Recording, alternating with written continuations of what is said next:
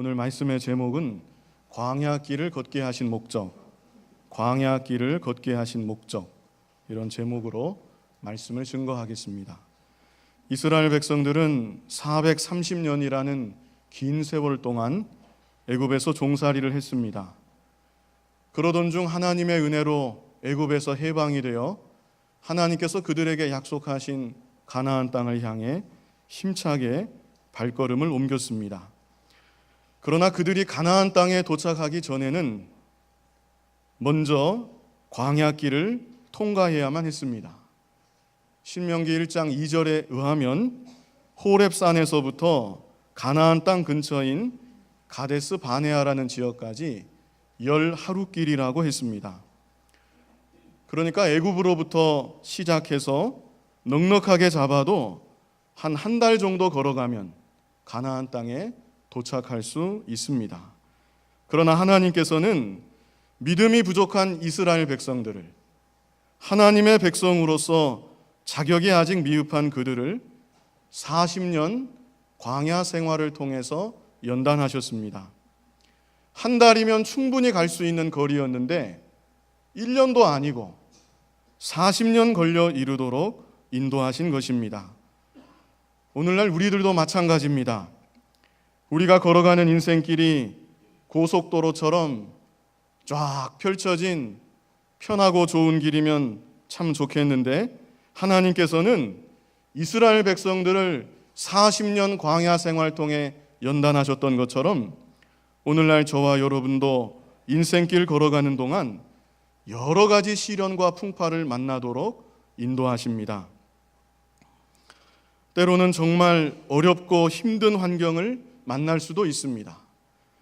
때로는 앞으로 갈 수도 없고 뒤로 돌아갈 수도 없는 막막한 상황에 처할 수도 있습니다. 때로는 하나님이 나에게 왜 이렇게 하셨을까?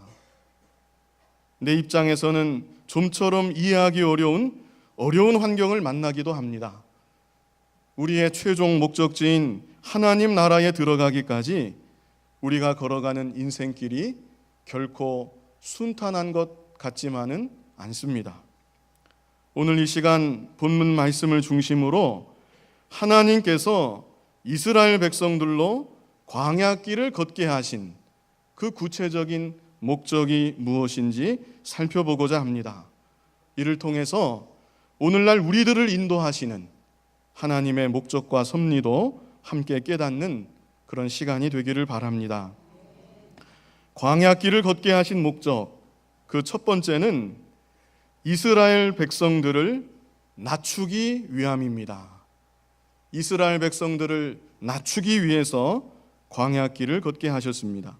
본문 2절 상반절만 보면 내 하나님 여호와께서 이 40년 동안에 너로 광야의 길을 걷게 하신 것을 기억하라. 이는 너를 낮추시며 그랬죠? 신명기 8장 16절에도 보면 내 열조도 알지 못하던 만나를 광야에서 내게 먹이셨으니 이는 다 너를 낮추시며, 이스라엘 백성들을 낮추기 위해서 40년 동안 광야길을 걷게 하셨다는 것입니다. 사람이 누구나 고난을 만나면 마음이 낮아집니다. 감기만 하나 걸려도 맥을 못 추고 밥맛을 다 잃어버리고 그때 스스로 내가 이렇게 연약한 존재구나, 나는 아무것도 아니구나 다시금 깨닫게 되는 것입니다. 그래서 하나님은 오랜 세월 광야의 시련을 통해서 이스라엘 백성들을 낮추시고 겸손한 마음이 되도록 인도하신 것입니다. 이스라엘 백성들을 이끌었던 지도자 모세, 이 모세의 개인적인 삶을 보아도 그렇습니다. 모세는 40년 동안 광야의 궁중에 있으면서 애굽의 모든 학수를 다 섭렵했습니다. 그래서 사도행전 7장 22절에 보면 모세가 애굽 사람의 학수를 다 배워 그 말과 행사가 능하더라 그랬습니다. 그래서 모세는 흔한 말로 능력 있는 사람이에요. 요새로 하면 스펙을 화려하게 갖춘 사람, 그 사람이 바로 모세였습니다. 그러나 하나님은 이런 능력 있는 모세를 사용하지 않으셨습니다. 오히려 40년 동안 미디안 광야에서 양들을 치게 하셨습니다. 사람의 시각으로 보면 시골 구석에서 썩는 세월이에요. 헛된 세월이에요. 그러나 하나님께서는 이 40년 미디안 광야 생활 동안 모세를 낮추시고 또 낮추시고 철저히 낮추신 겁니다. 그리고 나서 마침내 모세를 부르시는데 그때 모세가 하나님께 뭐라 그랬죠? 하나님, 제가 누구간데 바로에게 가며 제가 누구간데 이스라엘 백성들을 인도할 수 있겠습니까? 모세가 그렇게 변했습니다. 40년 전의 모세, 능력 있고 자신만만했던 그의 모습은 온데간데 없이 다 사라지고 그 마음이 낮아져서 겸손한 사람이 된 것입니다. 그리고 이때 비로소 하나님께서는 모세를 들어서 하나님의 일에 사용하셨습니다. 제가 전에 섬기던 교회에 어떤 집사님의 아버지가 90살이세요. 90살이 되셨는데 예수님을 안 믿으세요. 제가 그래서 그 할아버님을 찾아뵌 일이 있었는데 그 할아버지가 좀 특이하세요. 누구한테도 신세 지는 거 싫어하고 싫어해도 보통 싫어하는 게 아닙니다. 정말 죽을 정도로 싫어하세요. 누구한테 아쉬운 소리 하는 것도 정말 죽을 정도로 싫어하세요.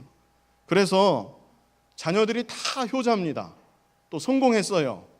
자녀들이 서로 아버지를 모시려고 하는데 자식에게도 신세 지기 싫다고, 자식에게도 아쉬운 소리 하기 싫다고 혼자 힘으로만 사십니다. 그 90된 노인이 혼자 밥을 해서 먹고 반찬도 직접 만들어서 드시고 그렇게 사세요. 제가 그분을 처음 찾아뵙고 복음을 전했더니 그분 하시는 말씀이, 아니 이제까지 내 마음대로 내 좋은 대로 살다가 이제 다 늙어가지고 천국 가고 싶어서 내가 예수를 믿어? 나는 그런 치사한 짓은 안 해. 그러시더라고. 내가 지옥에 가야 하면 지옥에 가야지. 내가 지은 죄가 많이 있는데 당연히 그 벌을 내가 다 받아야지. 내가 이제 와서 그 예수인지 뭔지 믿고 이제 와서 내 죄를 다 없애? 양심이 있지.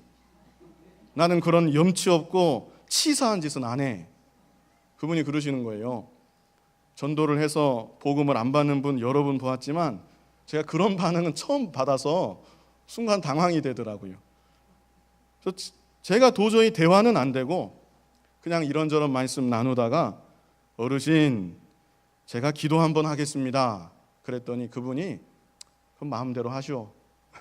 그래서 제가 기도하고 인사드린 다음에 또 찾아뵙겠습니다 하고 나왔습니다. 그런데 그리고 불과 며칠 뒤에 이분이 사고를 만났어요. 이분이 밤에 혼자 화장실을 가시다가 그만 넘어졌습니다. 근데 혼자 사시니까 아무도 몰라요. 그 노인이 뭐 소리를 친다고 바깥에 들리겠습니까? 그래서 그만 밤새도록 찬바닥에서 그냥 그렇게 넘어져 계시다가 그만 전신에 중풍이 왔습니다. 그래서 병원으로 옮겨져서 누웠는데 그렇게 신세지기 싫어하는 분이 다른 사람의 도움을 받아서 병원에 오시고 자식한테도 아쉬운 말 한마디 하기 싫어했는데 이제는 그 자녀들이 하던 일 다 그만두고 돌아가면서 그분을 수발해야 돼요. 대소변 다 받아내야 되고 밥 먹을 때도 다 떠서 먹여드려야 되고 그분이 그렇게 되셨습니다. 제가 다시 찾아뵙고 복음을 전했는데 어떠셨을까요? 그 태도가 많이 달라지셨어요. 여러 번 복음을 전하고 함께 예배를 드리고 그런데 이분이 가만히 누워 계시니까 일단은 듣기는 들으시는 것 같은데 제가 정확하게 알 길이 없어요. 그런데 어느 날 그분이 특별히 많이 쇠약해 보이셔서 제가 보통은 그렇게 기도 안 했는데 제가 어떻게 기도했냐면 하나님 아버지 이 영혼을 아버지 품에 품어 주시옵소서. 제가 그렇게 기도했는데 그분이 처음으로 소리를 높여서 아멘 하시더라고요. 그리고 그 기도 마치고 바로 세상을 떠나셨습니다. 하나님의 택한 백성인데 오랜 세월 동안 그 마음이 낮아지지 않고 복음을 받지 않으니까 하나님께서 인생 마지막에 그런 사고를 만나게 하시고 그 마음을 억지로 낮추셔서 마침내 복음을 받아들이게 하시고 하나님 나라로 인도하신 것입니다. 오늘날 저와 여러분도 마찬가지입니다. 우리는 이미 예수님을 믿어서 하나님의 자녀가 되었는데 자녀된 우리들을 하나님께서 어떻게 인도하시는가? 우리 개개인의 인생길을 인도하실 때 그 중요한 원리가 무엇인가? 그것은 우리 안에 교만한 마음이 있을 때 혹은 교만해질 가능성이 있을 때 그 교만을 꺾으시고 우리를 낮추시는 것입니다. 제 짧은 경험, 짧은 인생을 돌아볼 때도 그런 경우가 참 많았어요. 여러분들은 어떠셨습니까? 교만해서 자신만만하고 다른 누구도 안 보이고 그럴 때 하나님께서 일이 잘 되고 만사 형통하도록 해주셨나요? 하나님이 사랑하는 자녀라면 내버려 두지 않으십니다. 반드시 어떤 사건을 만나게 해서 깨닫게 하시고 낮추시고 겸손한 자리로 돌아가도록 역사하십니다. 언제나 그렇습니다. 하나님 편에서 중요하게 생각하시는 것은 우리의 계획대로 일이 잘 되느냐 안 되느냐 그게 아니에요. 우리의 교만이 꺾어지고 우리의 마음이 낮아지는 겁니다. 그래야 일이 잘 되었을 때 자기가 영광받지 않고 하나님께만 온전히 영광을 돌릴 수 있습니다. 그뿐 아니라 자기 자신도 그 잘된 환경에서 방심하지 않고 하나님이 주신 은혜와 복을 온전히 누릴 수가 있는 겁니다.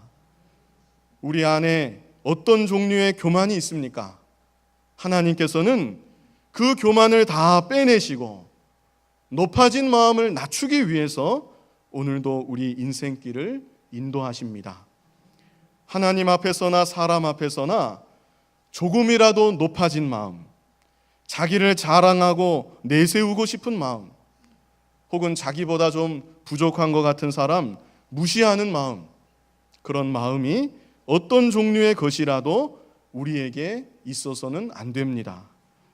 하나님이 그것으로 인해 광야와 같은 인생길에서 끊임없이 시련과 풍파를 만나도록 우리를 인도하십니다. 그렇게 하나님이 낮추실 때까지 기다리지 말고 어떻게 해야 될까요? 미리 알아서 자기 마음을 살피고 교만한 마음, 높아진 마음이 있다면 스스로 낮추는 그런 저와 여러분이, 지혜로운 저와 여러분이 되어야 하겠습니다. 광야길을 걷게 하신 목적, 이제 두 번째는 말씀 순종 여부를 시험하시기 위함이었습니다. 말씀 순종 여부를 시험하시기 위해서. 본문 2절 중반절 이후를 보시면 여기 이는 붙어 있죠.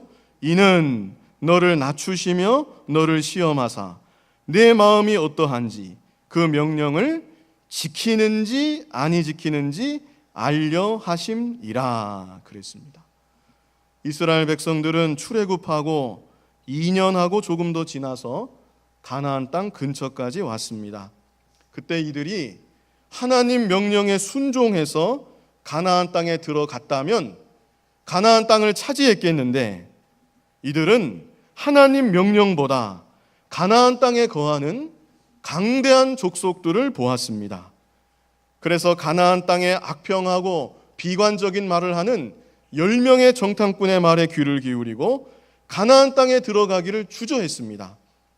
하나님 명령보다 자신들의 열악한 환경, 적들의 강대함을 먼저 보고 계산한 것입니다. 그래서 그 결과 다시 광야로 회군해서 더 오랜 세월 동안 광야의 시련을 만나게 되었습니다. 오늘날 우리들도 편안한 환경에서는 웬만하면 믿음을 다 잘 지킵니다. 그러나 환경이 어려워지면 어려워질수록 그 믿음의 정도에 따라 구분이 생겨요. 가령 시험이 전혀 없다고 하면 누가 믿음을 잘 지키는지 정확하게 알 길이 없습니다. 그런데 한 30 정도의 시험이 왔다. 그러면 다 믿음 잘 지키는 게 아니에요. 어떤 사람은 30 정도의 시험에서 믿음을 안 지키고 자기 편한 대로 돌아갑니다.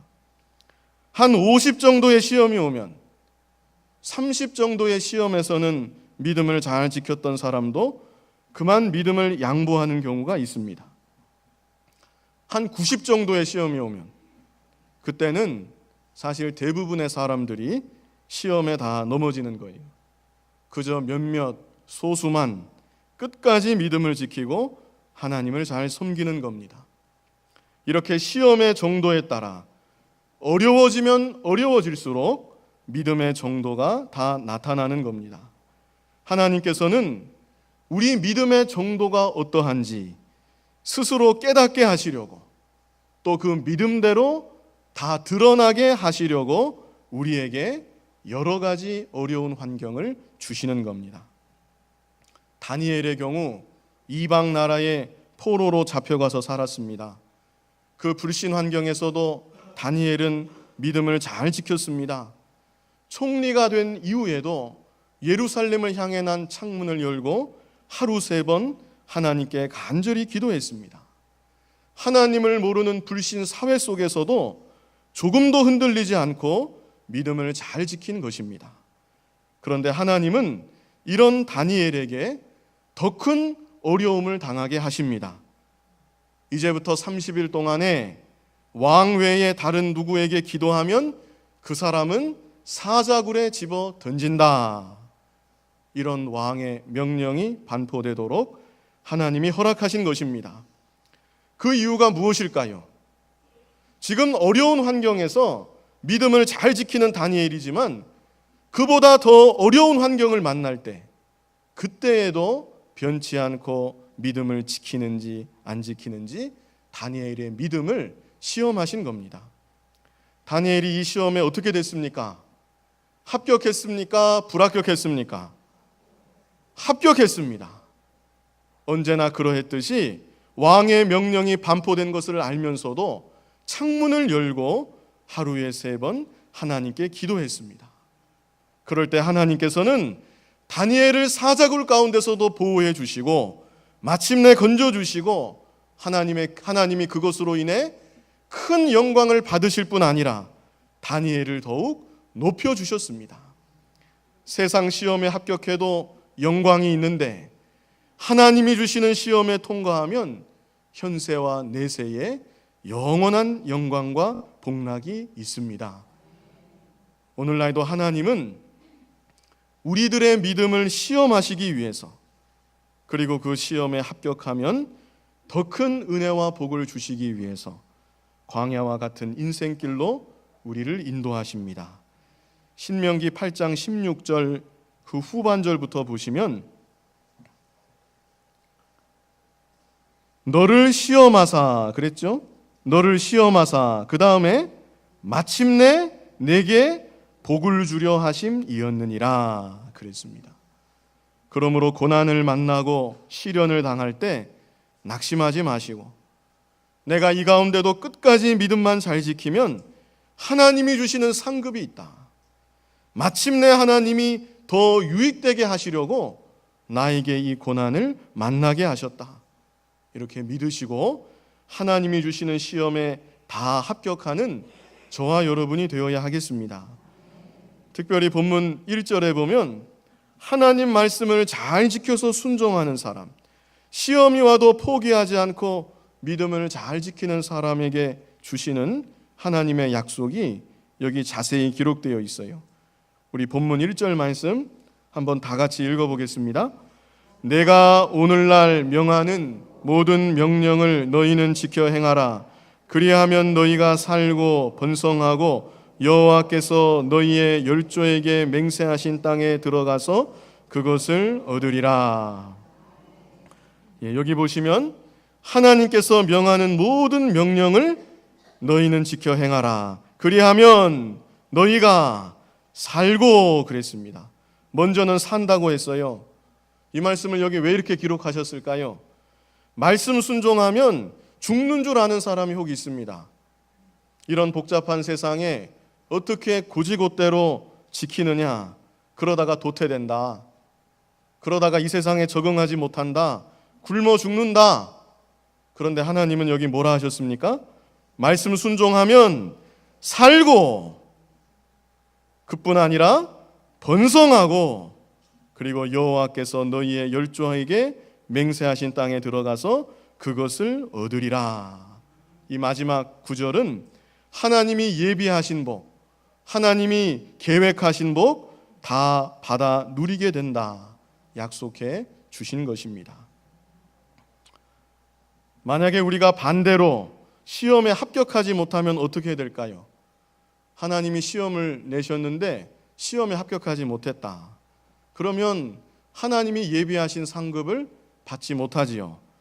그런데 그거 말고 또 있습니다. 하나님이 시험을 내셨는데, 시험을 주셨는데 시험에 합격하지 못하면 제시를 칩니다. 뭘 친다고요? 제시를 쳐요. 하나님은 그냥 넘어가지 않으십니다. 제시를 보게 하셔서 그와 비슷한 상황을 인생길 걸어가는 동안 또 만나고 또 만나고 계속해서 만나도록 인도하십니다. 가령 믿은 지가 오래되었는데도 물질 문제를 초월하지 못한다. 그러면 하나님께서 그런 사람에게는 물질과 관련된 시험을 계속 주십니다.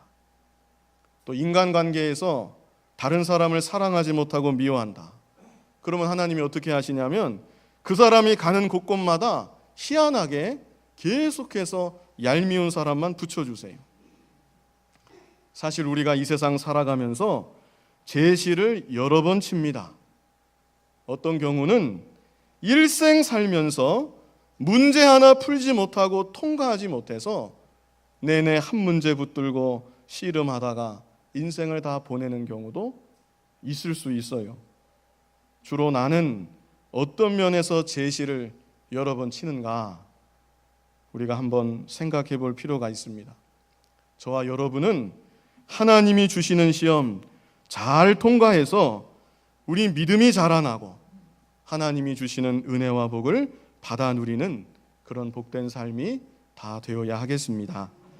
이제 마지막으로 광야길을 걷게 하신 목적 세 번째는 하나님만을 전적으로 의지하게 만드시기 위함이었습니다. 하나님만을 전적으로 의지하게 하기 위해서. 본문 3절 보면 너를 낮추시며 너로 줄이게 하시며 또 너도 알지 못하며 내 열조도 알지 못하던 만나를 내게 먹이신 것은 사람이 떡으로만 사는 것이 아니요 여호와의 입에서 나오는 모든 말씀으로 사는 줄을 너로 알게 하려 하심이니라. 이스라엘 백성들이 광야로 나갔는데 광야는 한마디로 막막한 곳이지요. 아무 의지할 데도 없고 대책도 없습니다. 장정만 60만이에요. 노인과 어린이, 여자아이들 다 합하면 한 200만 정도로 추산되는 그런 사람들이 광야로 다 나갔습니다. 아무 대책이 없습니다. 농사를 지을 땅이 있는 것도 아니고 그렇다고 목축을 할 수 있는 것도 아니고 하나님께서 안 지켜주시면 땡볕에서 다 굶어 죽을 수밖에 없습니다.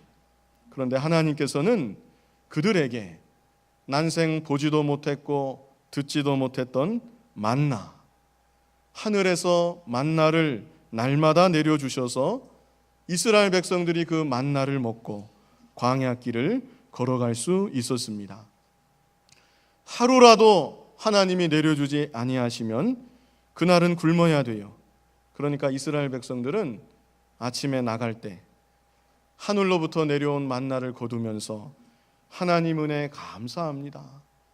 오늘도 하나님께서 우리에게 먹을 양식을 주셨습니다. 저녁이 되면 하나님, 내일도 하나님이 만나를 내려주셔야 합니다. 내일도 하나님이 만나를 내려주셔야 우리 어린 자식들이 먹을 수 있는데 하나님께서 내일도 내려주실 줄 믿습니다. 이렇게 하루하루 만나를 바라보고 만나를 거두며 광야길을 간 거예요. 하나님께서 한번 내려주실 때 한 달치 정도 내려주면 좋잖아요. 매일매일 마음 안 졸이게. 그런데 매일매일 하루하루 40년 동안을 하나님이 날마다 주시는 만나를 먹으면서 광야길을 걸어가도록 인도해 주신 겁니다. 오늘날 우리들도 그렇습니다. 우리가 걸어가는 인생길에 아무 고난도 없고 늘 평안하기만 하면 하나님 은혜를 실감하지 못합니다. 금세 다 잊어버려요. 그냥 사니까 사는 줄 알고 그냥 이렇게 하루하루 굴러가는 줄 알고 별 감흥 없이 하나님 은혜에 그렇게 감사한 것 없이 살아가게 되는 겁니다. 그래서 하나님께서는 오늘날 우리들도 광야와 같은 곳에 홀로 서 있는 듯한 그런 어려운 환경을 이따금 허락하셔서 정말 단 하루도 하나님의 은혜가 아니면 살아갈 수 없는 것이구나 절실하게 깨닫도록 인도해 주시는 겁니다. 그래서 하나님만을 더욱 의지하게 만드시고 하나님만을 더욱 가까이 하도록 만드시는 겁니다.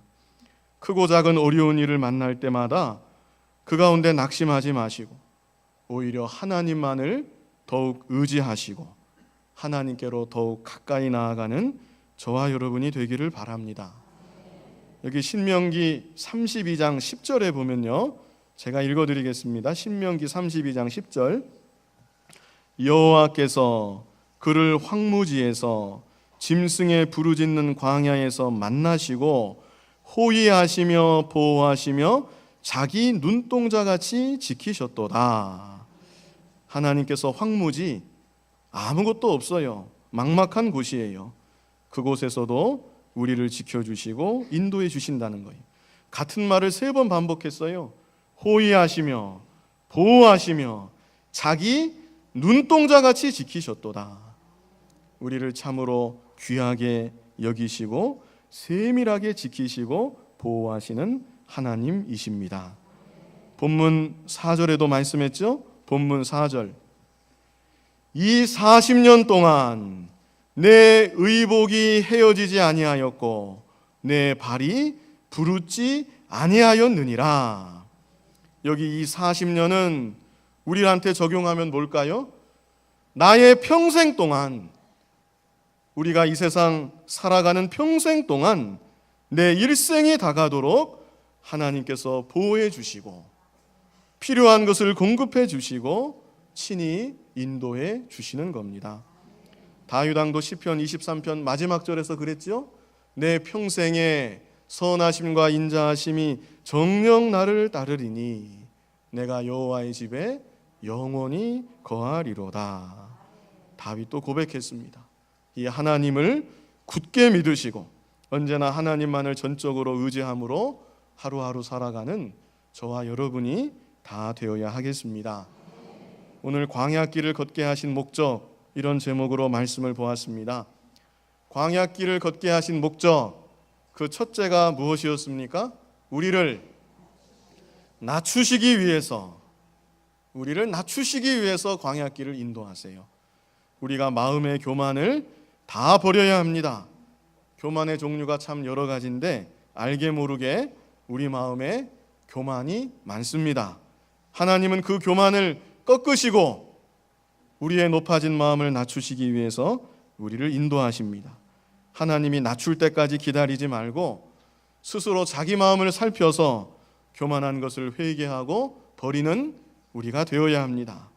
두 번째는 말씀 순종 여부를 시험하기 위해서 어려운 환경에서도 믿음을 지키는지 안 지키는지 하나님이 테스트하시는 거예요. 학생들도 시간이 지나고 나면 시험 보죠. 중간 시험도 보고 기말 시험도 보고 나중에는 대입 수능도 보고 시험이 많아요. 하나님도 우리 믿음을 시험하십니다. 그리고 시험에 합격하면 하나님이 주시는 상급이 있습니다.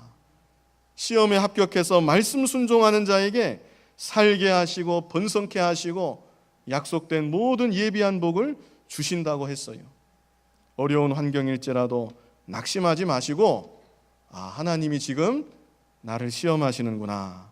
내가 이 시험 가운데도 믿음을 잘 지켜야 되겠다. 그래서 시험을 통해서 우리 자신이 잘 만들어지고 시험을 통과해서 마침내 하나님이 주시는 상급까지 받아 누리는 우리가 되어야 합니다. 마지막 세 번째는 누구만을 의지하게 하기 위해서요? 하나님만을 의지하게 하기 위해서. 세상에 다른 거 붙잡지 말고 사람 의지하지 말고 하나님만을 전적으로 의지하는 우리가 되어야 합니다. 아무쪼록 광야 같은 인생길 걸어가는 동안 믿음으로 승리해서 영원한 하늘나라 본향까지 힘있게 걸어가는 저와 여러분의 복된 발걸음이 되기를 간절히 바랍니다.